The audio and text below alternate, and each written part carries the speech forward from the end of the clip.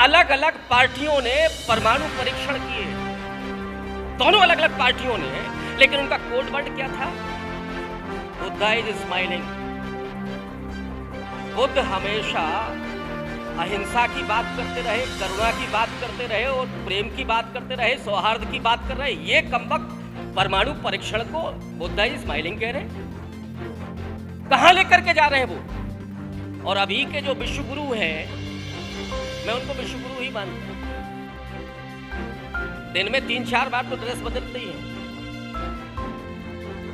और जब देश में होते हैं तो यहां आजकल वो, जब से ये सरकार आई है तब से हिंदू धर्म बहुत खतरे में है।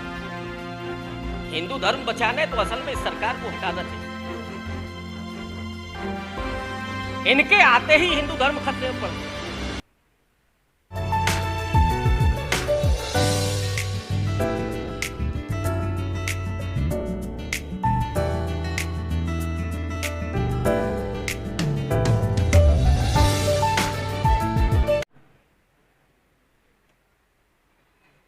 पहले कबीर साहब के जीवन और दर्शन से जुड़ी हुई और उसके बाद जो वर्तमान हालात हैं उस पर कुछ बात करूंगा। और वर्तमान हालातों पर बात इसलिए करूंगा कि अगर कबीर आज होते तो वो क्या कर रहे होते। कबीर अगर आज होते तो क्या उन्हें कविता करने दी जा रही होती या फतवे जारी हो रहे होते, या यूएपीए में उनको जेल भेज दिया गया होता और सालों जमानत नहीं होती, या कबीर विश्वविद्यालय में होते तो डॉक्टर रितु की तरह, लक्ष्मण की तरह कब को उनको बाहर कर दिया गया होता। तो इसलिए कबीर को समझना और कबीर को सुनना, उसके लिए भी आपको थोड़ा कबीर बनना पड़ेगा। और कबीर है क्या? अभी गुरु की बात हो रही थी। कबीर सदगुरु शब्द का इस्तेमाल करते हैं। गुरु घंटाल तो बहुत घूम रहे हैं इस देश में, इसलिए ये ध्यान करिएगा कि आपको गुरु चुनना है कि गुरु घंटाल चुनना है। आजकल जेलों में भी है, अभी चुनाव में पेरोल पर आए थे बाहर, कुछ अभी हैं। तो गुरु घंटालों से भी सावधान रहना। और गुरु घंटालों ने जो किया है उसकी वानगी आपको कबीर के जीवन से ही जुड़ी हुई मिलेगी। मैं कुछ तथ्यात्मक और वस्तुनिष्ठ बात करना चाहता हूं, क्योंकि जो यहां पर उपस्थित लोग हैं वो ज्यादातर कबीरपंथी हैं। और ये बिजनौर के लिए गौरव की बात है। कबीर के जन्म के बारे में, कबीर के गुरु के बारे में, कबीर के मृत्यु के बारे में ये 3 प्रोपोगंडा कि वो विधवा ब्राह्मणी से पैदा हुए थे। अब दोनों चीजें समझिएगा कि एक तो इस देश में कबीर जैसा विवेक संपन्न विद्वान नॉन ब्राह्मण कैसे हो सकता है, और अगर उसको ब्राह्मण स्वीकार कर लिया तो फिर वो जो कह रहा है वो फिर खतरे में है। तो इसलिए कबीर को जन्म से ही कलंकित कर दिया जाए। कहां पैदा हुए? विधवा ब्राह्मणी से। दूसरा, कबीर के गुरु कौन? रामानंद। और पूरी कहानी गढ़ दी गई, वो लहर तारा तालाब, रामानंद जी लेटे हुए हैं साहब, सॉरी रामानंद जी गुजर रहे हैं, कबीरदास लेट गए हैं, रामानंद का पैर पड़ा कबीरदास की छाती पर, रामानंद के मुंह से निकला राम, तो कबीर ने उसको मंत्र बना लिया। अरे मेरी छाती पर कोई लात रखे, उठा के पटक दूंगा मैं, गुरु बनाऊंगा मैं। ये कहां से आ रहा है? और न तो बीजक में कहीं जिक्र है, और वहां से लेकर के जो सबसे प्रामाणिक कबीर के बारे में है वो भक्तमाल। भक्तमाल में भी कबीर के किसी गुरु रामानंद का कोई जिक्र नहीं, लेकिन साहब चेप दिया गया। वो ठीक वैसे ही जैसे चंद्रगुप्त मौर्य के गुरु कौन, एकलव्य के गुरु कौन, शिवाजी के गुरु कौन, और वो कमबख्त गुरु द्रोणाचार्य जिससे सीखा भी नहीं और वो अंगूठा लेने के लिए आ गया। और मुझे कतई नहीं लगता कि अंगूठा वो मांगा गया होगा और अंगूठा दे दिया गया होगा। पांडवों ने पटक करके एकलव्य का अंगूठा काट लिया होगा। वो आज भी चल रहा है। और कैसे चल रहा है? जब आरक्षण का पालन नहीं होता, जब नॉट फाउंड सुटेबल होता है, जब आपकी जाति को देख करके नौकरियों से बाहर कर दिया जाता है, और ये जो धरती है वो तो दलित साहित्यकारों की बड़ी धरती है। यहां ओम प्रकाश वाल्मीकि और कई लोग हुए, और उन्होंने जो शुरू में अपनी आत्मकथाओं में लिखा कि जहां स्कूल के दरवाजे पर भी नहीं पहुंच पा रहा है वो दलित, ये अंगूठे से क्या कम है क्या उसका काटना? ये बदस्तूर आज भी जारी है। इसलिए कबीर को आज समझना बेहद जरूरी है। तो साहब रामानंद गुरु हो गए। एक और तीसरा प्रोपोगंडा कि कबीर अपने अंतिम समय में जहां मगहर में है, बहुत सारी बातें मैं छोड़ रहा हूं, मैं ये मान करके कि आप लोग जानते होंगे ढेर सारी चीजें। और जब कबीर का इंतकाल हुआ तो साहब कबीर का जो शव है वो फूल में तब्दील हो गया, और दोनों ही धर्मों के लोगों ने वो फूल वितरित कर लिए और धंधा दोनों ने शुरू कर दिया। आप मगहर जाएंगे, एक तरफ हिंदू धर्म का मठ है और दूसरी तरफ मस्जिद वाला, तो दोनों ही धर्म के लोग वहां पर अपना धंधा भी कर रहे हैं। ये फूल में कैसे कोई शव तब्दील हो सकता है? हमारे पास विवेक है। दरअसल कबीर के साथ भी वही हुआ। मेरा ऐसा अनुमान है कि जो ज्ञानेश्वर के साथ हुआ था, जो आगे चल करके एकनाथ के साथ हुआ, जो तुकाराम के साथ हुआ, और जो मीराबाई के साथ हुआ, यही करीब करीब कबीर के साथ हुआ था। तीनों मराठी संतों ने जल समाधि ले ली। मीराबाई एक कमरे में दाखिल हुई और उसके बाद बाहर नहीं निकली, और जब दरवाजा खुला तो वहां पर एक चबूतरा बन गया था और धंधा शुरू हो गया था। इन सबको मारा गया। वो जल समाधि क्या थी? मुझे ऐसा लगता है कि कबीर को मार करके दफना दिया गया और एक फूलों का पूरा टोकरी लेकर के दोनों में वितरित कर दिया। और वो कमबख्त क्यों कबीर को एप्रोप्रिएट करेंगे? जिन दोनों ही धर्मों के पाखंडियों को कबीर ने लताड़ा, वो कबीर को अपनाएंगे, वो कबीर के फूल ग्रहण करेंगे। और इसलिए मुझे लगता है कि उसको छिपाने के लिए वो फूल वाली कहानी गढ़ी गई। अब ये तीन बातें, इनकी सच्चाई क्या है थोड़ा उस पे आते हैं। मैंने कहा कि भक्तमाल में कबीर के बारे में नाभादास ने वही लिखा जो सच में है, कि कबीर न तो इस ईश्वरवाद को मानते हैं न षट दर्शन को मानते हैं। लेकिन जब भक्तमाल की टीका आगे चल करके हुई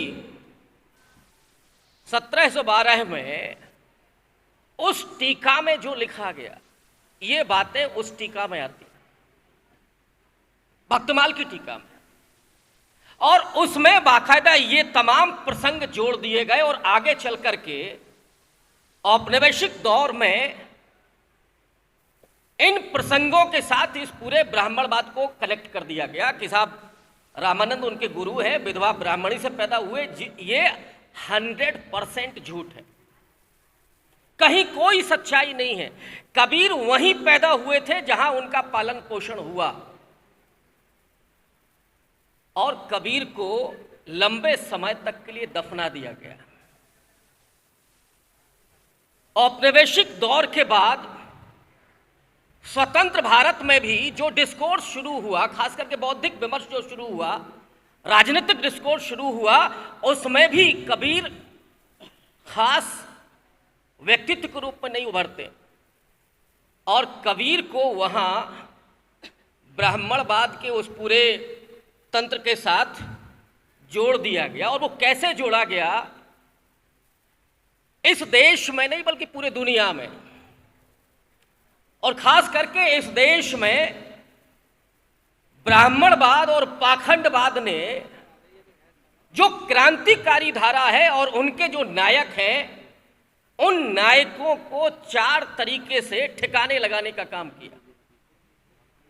पहला काम था उपेक्षा करना। ये बुद्ध के साथ भी हुआ, कबीर के साथ भी हुआ, बाबा साहब के साथ भी हुआ। तो जो क्रांतिकारी धारा है, उस क्रांतिकारी धारा की पहले तो उपेक्षा की गई, और जब वो धारा उस उपेक्षा से नहीं खत्म हुई तो फिर उसका डट करके विरोध किया गया। कबीर का भी विरोध हुआ, और कबीर का विरोध कैसे हुआ, मैं थोड़ा अगर साहित्य और दर्शन के लिहाज से बताऊं, जब आप सूरदास का भ्रमर गीत पढ़ते हैं, और जो हिंदी के यहां विद्यार्थी होंगे उनके लिए बतौर खास मैं बता रहा हूं, भ्रमर गीत में जो उद्धव जी हैं वो कौन है? ये सूरदास कहां से उद्धव को लेकर के आ रहे? उद्धव निर्गुण के उपासक हैं, निर्गुण के प्रवक्ता हैं, उनके प्रतिनिधि हैं। और मुझे कई बार ये लगता है कि सूर ने कबीरदास को काउंटर करने के लिए उद्धव की रचना की। तो उस पूरे निर्गुण विमर्श को खारिज करवा दिया उन सहज गोपियों के द्वारा। तो वो दार्शनिक द्वंद्व भी चल रहा था, संघर्ष भी चल रहा था, जो उस मध्यकाल में खारिज होते, तो विरोध उस तरह से हुआ। और तीसरा स्टेप था कि अगर उपेक्षा और विरोध से भी वो विचारधारा नहीं खत्म हो, तो तीसरा सूत्र बनता है कि फिर उसको विकृत किया जाए। तथागत बुद्ध को विष्णु का नमा अवतार बना दिया गया। पहले तो विरोध किया गया, लेकिन जब विरोध से भी बुद्धिज्म खत्म नहीं हुआ, और विरोध किस हद तक गया, शुंग वंश को अगर आप याद कीजिएगा, वहां क्या इनाम क्या थी? एक बुद्धिस्ट को मारने के लिए 100 सिक्के, वो विरोध था। लेकिन जब उससे भी बुद्ध नहीं खत्म हुए, नहीं ध्वस्त हुए, तो फिर बुद्ध को विष्णु का नमा अवतार बना करके उनको विकृत करके और आगे चल करके समाहार कर लिया गया। तो जो चौथा स्टेप है, पहले तीसरा विकृत करना और फिर समाहार कर लेना, तो जो हुआ बुद्ध के साथ, फिर कबीर के साथ, तो कबीर को श्याम सुंदर दास ने वैष्णव का प्रतिनिधि घोषित कर दिया, और आगे चल करके कबीर को ब्रह्मा का अवतार बता दिया। अब ये खेल समझिएगा, पूरे हिंदू माइथोलॉजी में एकमात्र जो सबसे बड़ा खलनायक है देवताओं में, वो कौन है? ब्रह्मा। ब्रह्मा पर क्या लांछन है वो आप लोग जानते होंगे। कबीर को ब्रह्मा का अवतार बताया गया, विष्णु को नहीं बताया गया। तो कबीर की तार्किकता से, कबीर के सवालों से, कबीर की भाषा से, कबीर की फक्कड़ाना अंदाज से ये पूरा ब्राह्मणवाद कितना डरा हुआ था कि बार बार उसको कबीर के बारे में कुछ नया लेकर के आना पड़ रहा था। कि कभी जन्म करवाइए, कभी गुरु ब्राह्मण लेकर के आइए, फिर ब्रह्मा का अवतार बता दीजिए। ये 100% प्रोपोगंडा और झूठ। पहले इस बात को समझने की जरूरत है, जाला खत्म करने की जरूरत है। और अब मैं आता हूं उस मुद्दे पर कि कबीर, जिन्हें वैष्णव पंथी घोषित कर दिया गया था, वो अचानक डिस्कोर्स में कब आते हैं और क्यों आते हैं। गीतांजलि की बात हुई, टैगोर ने गीतांजलि में जो रचा वो कबीर का दर्शन है, भारत रत्न मिला, लेकिन कबीर फिर भी गायब थे। डिस्कोर्स में कौन था? तुलसी की महिमा गाई जा रही थी और अभी कुछ और बातें हुई कि साहब कबीर तो अनपढ़ थे। ये बात सही है कि कबीर को किसी यूनिवर्सिटी से डिग्री नहीं मिली थी, और डिग्री तो किन किन लोगों की संदेहास्पद है वो भी आपको मालूम है। और कबीर ने कभी दावा नहीं किया कि साहब एमए पास हैं। लेकिन तर्क कहां से निकाला गया कि कबीर कह रहे हैं कि मैं तो पढ़ा लिखा ही नहीं हूं, मसी कागज छुओ नहीं, कलम गही नहीं हाथ। लेकिन कमबख्तों ने कभी तुलसी पर सवाल नहीं उठाया कि तुलसी कह रहे हैं कि कवित विवेक एक नहीं मोरे, सत्य कहूं लिखी कागज कोरे। अरे उसको जब कविता नहीं आती थी तो उसको महाकवि काहे मान रहे हो? जब एक ही तर्क से आप कबीर को कह रहे हैं कि वो अनपढ़ थे, तो तुलसी जो कह रहे हैं, तुलसी के उलट आप क्यों जा रहे हैं? तुलसी तो महाकवि हो गए। खेल क्या चल रहा था? हिंदी के साहित्यकार ब्राह्मण, हिंदी के आलोचक ब्राह्मण, सारे दार्शनिक ब्राह्मण तो कबीर को खारिज करने के लिए वो तुलसी को खड़ा करते हैं। अब तुलसी कहां कहां घर घर पहुंच गए, और लोगों ने तो यहां तक कह दिया कि जो प्रवासी भारतीय गए बाहर, गिरमिटिया मजदूर, वो भी तुलसी की रामचरितमानस लेकर के गए थे। अब ये कौन उस समय बैठ करके लिख रहा था किसके पास क्या सामान है? गंगा जल भर करके ले जा रहे थे। तो दो चीजें, तुलसी की रामचरितमानस और गंगा जल, दोनों प्रवासी भारतीय लेकर के जा रहे थे। और अब क्या हो रहा है, मैं उस डिस्कोर्स पर नहीं जाऊंगा।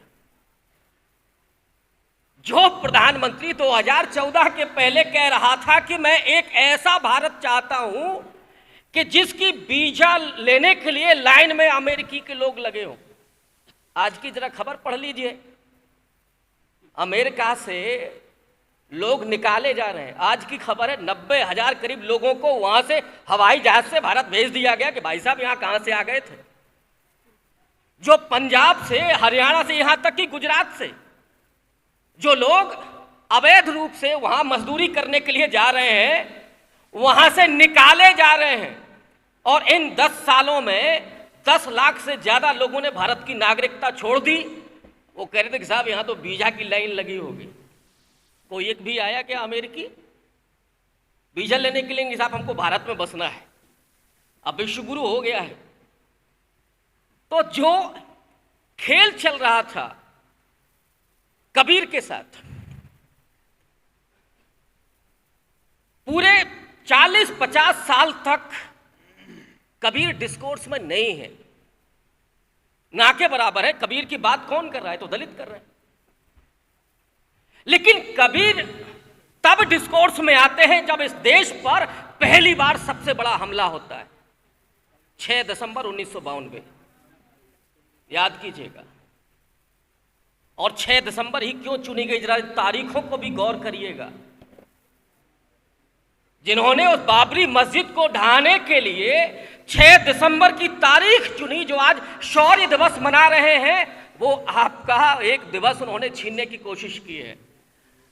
लेकिन वो भूल गए हैं कि अब हम बहुत हैं, अब हम वो नहीं हैं। 18वीं 19वीं शताब्दी से लेकर के 20वीं शताब्दी तक जो कर रहे थे, वो अब करने की तुम्हारी औकात है नहीं। अब हमें भी मालूम है कि 6 दिसंबर को क्या होता है, शौर्य दिवस। हाँ, ये जरूर है कि अभी बहुत सारी खामियां हैं, बहराइच में हमें दिखा। लेकिन अच्छा है कि वहां पर झंडा लगाने वाला कौन था? लगाओ झंडा, तुम्हारे लिए ही है, हमें झंडा नहीं लगाना है। झंडा भी लगाओगे तो सजा भी भुगतोगे। तो कबीर पहली बार डिस्कोर्स में आते हैं जब 6 दिसंबर 1992 होता है। और मैं एक फिल्म की तरफ आपको ध्यान दिलाना चाहता हूं, और मैं चाहूंगा कि आप लोग वो फिल्म देखें, शबनम बिरमानी की टेलीफिल्म है हद अनहद, 50 मिनट की फिल्म है। कबीर इंटरनेशनल डिस्कोर्स बनना शुरू होते हैं। और यहीं पर यह बात भी कह देना जरूरी है कि भारतीय उपमहाद्वीप में 2 शख्सियत ऐसी हैं जो तीनों ही देशों में उतनी ही इज्जत के साथ याद की जाती हैं। एक है सरदार भगत सिंह और दूसरे कबीर साहब, जो पाकिस्तान में भी उतने ही गाए जाते हैं, भारत में भी उतने ही पसंद किए जाते हैं, गाए जाते हैं, और उतने ही बांग्लादेश में। अब कबीर पर हमला कैसे कैसे हुआ? अभी किसी वक्ता ने कहा कि वैराग्य था। कबीर के यहां वैराग्य कैसे हो सकता है? और ये जो मैं बात कह रहा हूं वो बात प्रोफेसर लिंडा हेस की है। प्रोफेसर लिंडा हेस ने कबीर पर एक लंबा रिसर्च किया अमेरिका में, और वो पहली प्रोफेसर हैं जिन्होंने ये बताया कि कबीर सबसे पहले कवि हैं। ये कमबख्त तो कबीर को कभी ही मानने के लिए तैयार नहीं थे। भाषा उनकी कैसी है? पंचमेल खिचड़ी है, सधुखड़ी है, मतलब उनको भाषा आती नहीं थी। कहा जाना चाहिए कि कबीर की भाषा भोजपुरी है, तुलसी की भाषा बहुत सुसंस्कृत अवधि है, लेकिन कबीर साहब को तो भाषा ही नहीं आती। भाषा से लेकर के और साहित्य, रामचंद्र शुक्ल ने क्या लिखा कि नीची जातियों के लिए कबीर के उपदेश थे, सामाजिक सुधार कर रहे थे, लेकिन कवि नहीं थे। हजारी प्रसाद द्विवेदी थोड़ा आगे तक लेकर के आए, बोले कि धर्म गुरु थे, लेकिन कबीर तब भी नहीं मान रहे। कविता उनकी बाई प्रोडक्ट है, मतलब हम कवि अभी नहीं हो सकते। लिंडा हेस ने पहली बार कहा कि जिस कबीर को हम जानते कैसे हैं, जरा ये बताओ। तो जवाब क्या आएगा? कबीर का इतिहास लिखा किसी ने क्या? अबुल फजल के यहां थोड़ा बहुत नाम होगा, लेकिन कबीर को हम जानते हैं कबीर की कविताओं से। तो कबीर सबसे पहले क्या हुए? सबसे पहले तो कवि हुए। अबुल फजल भी यही के। और आप तो कबीर को कभी मानने के लिए भी तैयार नहीं है। तो जो लिंडा हेस ने सिद्ध किया कि कबीर सबसे पहले कवि है, उसके बाद आप उनको आध्यात्मिक गुरु कहें, समाज सुधारक कहें, जो भी कहना चाहें, और कबीर में वो तमाम व्यक्तित्व तो शामिल हैं। और वो कबीर जिनमें ये तमाम चीजें हैं, उनके लिए एक और आक्षेप चल रहा था कि कबीर तो वैराग्य उनके यहां आता है, बड़े शुष्क हैं, कबीर की कविता बड़ी शुष्क है। लेकिन लिंडा हेस ने कहा कि कबीर की कविता गाई जाती है, कबीर की कविताओं में राग है, और जो कविता गाई जाती हो जिसमें राग हो, वो वैराग्य कैसे हो सकता है? ये केवल कबीर को पीछे धकेलने के लिए खेल चल रहा था। तो ये तो दरअसल वो कबीर के बारे में विमर्श है जो साहित्य की दुनिया में, और खास करके उन्हीं बौद्धिक विमर्शों जिनको बौद्धिक माना जाता है, कुछ पार्टियों के जो बौद्धिक प्रकोष्ठ है वो भी ब्राह्मणों के ही हैं, और वो पार्टियां जो सामाजिक न्याय का दावा करती हैं, क्योंकि उनको लगता ही नहीं है कि नॉन ब्राह्मण, नॉन सवर्ण कोई बौद्धिक हो भी सकता है। ये हालत। तो जो बौद्धिक चर्चा होती थी उसमें कबीर आते ही नहीं थे। ये लंच का समय हो गया, इसलिए मैं अपने आप को समेटने की कोशिश कर रहा हूं, लेकिन कबीर पर बात करने के लिए एक लंबा वक्त चाहिए। तो जो कबीर 6 दिसंबर 1992 के बाद डिस्कोर्स में आते हैं, और एक चीज मैं और याद दिला दूंगा आपको कि कैसे किसी विचार को, विचारधारा को, कैसे वैचारिक परंपरा को नष्ट किया जाता है, वो सिर्फ उस समय पाखंडियों द्वारा नहीं हो रहा था, इस डेमोक्रेसी में भी हो रहा था। और मैं दो उदाहरण आपके सामने रखता हूं। दो अलग अलग पार्टियों ने परमाणु परीक्षण किए, दोनों अलग अलग पार्टियों ने, लेकिन उनका कोड वर्ड क्या था? Buddha is smiling. बुद्ध हमेशा अहिंसा की बात करते रहे, करुणा की बात करते रहे और प्रेम की बात करते रहे, सौहार्द की बात कर रहे। ये कमबख्त परमाणु परीक्षण को बुद्धा इज स्माइलिंग कह रहे। कहां लेकर के जा रहे हैं वो? और अभी के जो विश्वगुरु हैं, मैं उनको विश्वगुरु ही मानता हूं। दिन में 3-4 बार तो ड्रेस बदलते ही हैं, और जब देश में होते हैं तो यहां आजकल वो, जब से ये सरकार आई है तब से हिंदू धर्म बहुत खतरे में है। हिंदू धर्म बचाना है तो असल में इस सरकार को हटाना चाहिए। इनके आते ही हिंदू धर्म खतरे में पड़ गया।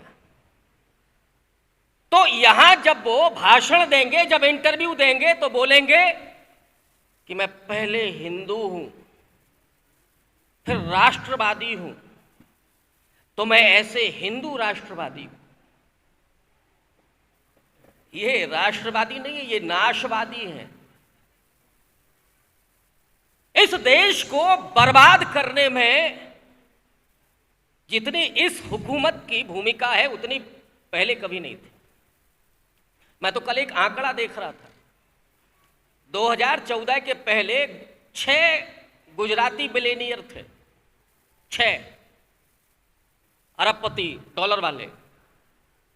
अभी फोर्ब्स की सूची आई है, उसमें 10 गुना से ज्यादा वो गुजराती बिलियनियर हैं। लेकिन उसी गुजरात से अवैध तरीके से लोग जा रहे हैं अमेरिका। तो देश को कितनी बुरी तरीके से विभाजित, ये गुजरात के भी नहीं है, गुजरात में तो हालात ये हैं, ये तो उत्तर प्रदेश है जहां पर एक लंबा मूवमेंट रहा माननीय कांशीराम जी का। बाबा साहब आगरा में आए थे, वो दिशा दे गए थे। गुजरात में अभी भी 150 से ज्यादा गांव ऐसे हैं जहां पर दलितों को मंदिरों में प्रवेश नहीं है। और एक ऐसी सोच वाला व्यक्ति इस समय प्राइम मिनिस्टर है, और यह कहने में मुझे कोई हर्ज नहीं है और डर तो कतई नहीं है कि जिसने अपनी किताब में जो लिखा, मैं वो आपके सामने बता रहा हूं। उसने लिखा, और वो नए चयनित आईएएस अधिकारियों को भाषण दे रहे थे, उसमें बोले थे, उन्होंने पूछा प्रशिक्षुओं से कि ये बताइए कि जो वाल्मीकि समाज है वो सदियों से मल्ड हो रहा है, क्या वो जबरन हो रहा है या उसकी अपनी सहमति है? अब प्रशिक्षु आईएएस बेचारा क्या बोलेगा, जो हुक्म आपका।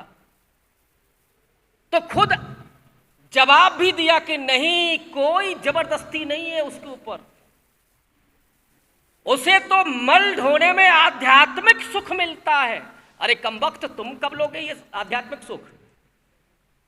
नागपुर वालों को दे दो और तुम अपने ले लो।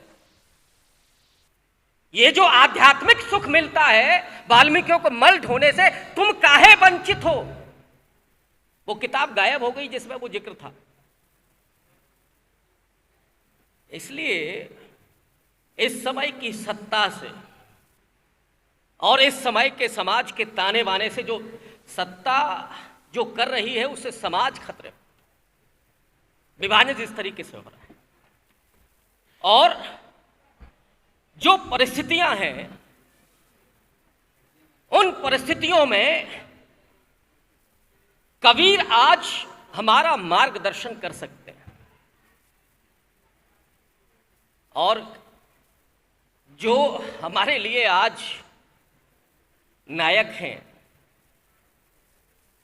बाबा साहब डॉक्टर अंबेडकर, उन्होंने कबीर को अपना दूसरा गुरु माना। ये है गुरु इसलिए मैंने कहा कि गुरु घंटालों से जरा बच करके रहिएगा।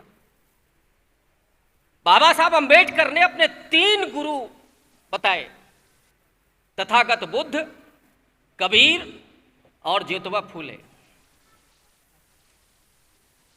वो कबीर जो बाबा साहब के गुरु हैं, वो इस देश के सामाजिक ताने बाने के बिखरने के खतरे के सामने मार्गदर्शक हो सकते हैं। इसलिए बिजनौर से जो बात करी जा रही है, जो कही जा रही है, वो बेहद महत्वपूर्ण है। मैं समझता हूं कि थोड़ा समाधान की तरफ भी बढ़ा जाए। समस्याएं वो सब रूबरू हैं कि क्या हो रहा है इस देश में, समाधान क्या है। ये जो पूरी बौद्ध परंपरा है जिसमें कबीर भी आते हैं, जिसे उन वैदिक कर्मकांडियों ने, ब्राह्मणवादियों ने, जिसको नष्ट भ्रष्ट करने की पूरी साजिशें की, लेकिन यहां तो नहीं बचा। इसके बाहर जब निकला वो धर्म, तो आज दुनिया के 50 से ज्यादा देशों का सिरमौर बना हुआ है।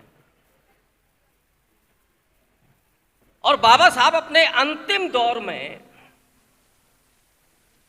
जिन 3 महत्वपूर्ण मुद्दों की बात कर रहे थे, और ये बात आज इसलिए की जानी चाहिए क्योंकि 26 नवंबर जो आने वाली तारीख है, उस 26 नवंबर को हम भारत के संविधान के 75 साल पूरे करने जा रहे हैं। और उस साल हम पूरे करने जा रहे हैं जिस साल डंके की चोट पर लोग कह रहे थे कि हम संविधान बदलने के लिए 400 चाहते हैं। इस देश के लोगों ने, दलितों, वंचितों, पिछड़ों ने, अल्पसंख्यकों ने संविधान बचाने के लिए उनको औकात बताई है। इस बार चुनाव वो केवल नहीं लड़ा गया था कि किसको जिताना है, किसको हराना है। ये उन लोगों को ये बताने के लिए कि जो ये कहेगा कि हम संविधान बदलने के लिए 400 चाहते हैं, उनको कहां पर ला करके खड़ा कर दिया। और उसका परिणाम क्या हुआ, प्रभाव क्या हुआ कि फिर दिन में 3 ड्रेस बदलने वाले उस दिन एक ही ड्रेस पहन करके संविधान के आगे माथा रगड़ रहे थे। यह है आपकी ताकत। उस ताकत को मुझे नहीं लगता कि हम भूल रहे हैं। बाबा साहब ने जिस बात को कहा था, और ये वो दौर है जब डॉक्टर अंबेडकर सिर्फ भारत में नहीं बल्कि दुनिया के सर्वश्रेष्ठ विचारकों में शामिल किए जा रहे हैं। बिजनौर के इस मंच से यह भी कहा जाना चाहिए था कि 20वीं शताब्दी रही होगी गांधी और नेहरू की, 21वीं शताब्दी तो डॉक्टर भीमराव अंबेडकर की है। और बिजनौर तो वो है, मेजर साहब याद दिला रहे हैं कि जहां बहन जी चुनाव जीती, पहला चुनाव बिजनौर से जीती। खैर अब मुझे लगता है वो गुजरी बातें हो गई हैं, मैं उनके बारे में कुछ ना कहूं तो अच्छा है। उन्होंने जहां पहुंचा दिया, जब हम लोगों को खड़ा होना पड़ रहा है। हम लोग तो पढ़ना लिखना चाहते थे, ये भाषणबाजी नहीं चाहते थे, लेकिन जहां हम पहुंच गए हैं वहां से हमें कोई रास्ता दिखता नहीं है सिवाय हमारे अपने खड़े होने से। और ये ध्यान रखिएगा कि जो बुद्ध ने अपने दीपो भाव की बात की, कबीर ने अपने घर से बात की, हम ये सोचें कि नहीं साहब भगत सिंह तो हमारे पड़ोस में पैदा होगा तो नहीं होने वाला है।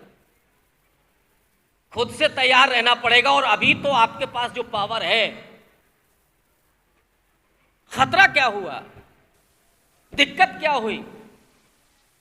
बाबा साहब अंबेडकर ने, और वो 25 नवंबर वाला भाषण है, मैं हर बार कहता हूं कि वो जरूर पढ़िएगा आप लोग कहीं मिले तो।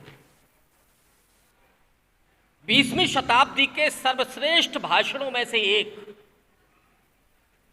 बाबा साहब ने एक जगह ये बात कही थी कि हम अपने किसी व्यक्ति को इतना महान ना बना दें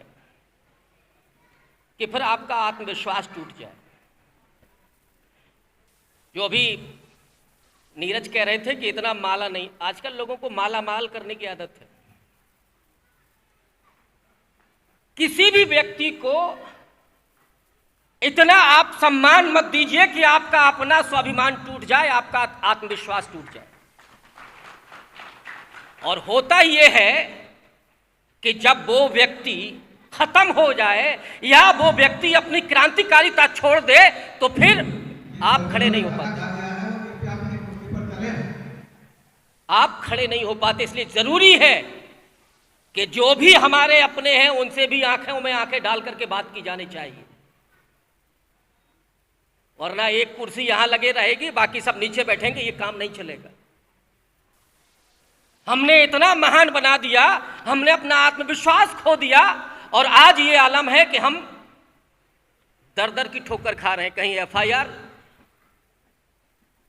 लग रही है तो कहीं लाठी डंडे चलाए जा रहे हैं, कहीं आपको बाहर निकाला जा रहा है। उस आत्मविश्वास को जगाने की बात। वीडियो कैसी लगी आप अपने कमेंट्स के माध्यम से हमें बता सकते हैं और चैनल को लाइक, शेयर और सब्सक्राइब जरूर करें। धन्यवाद।